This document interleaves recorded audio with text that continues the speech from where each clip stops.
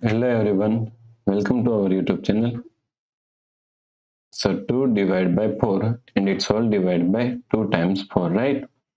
So we can write this question like in the parenthesis 2 divided by 4,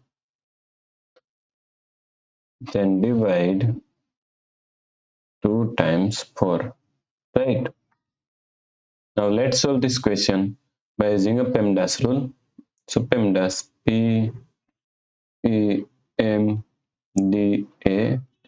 According to PEMDAS, first priority is parenthesis, second priority is exponents, third priority is multiplication and division. Here multiplication and division both have equal priority. So we have to solve it from left to right. Fourth and last priority is addition and subtraction. Also addition and subtraction both have equal priority. So we have to solve it from left to right. So in this question, we have one parenthesis, one division and one another parenthesis. So first we have to solve this both parentheses, right? So 2 divided by 4 can be written as 2 upon 4, right? Divide 2 times 4. So 2 times 4 is equal to 8, right?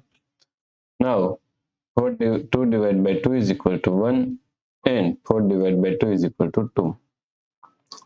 So now we have 1 upon 2 divide 8.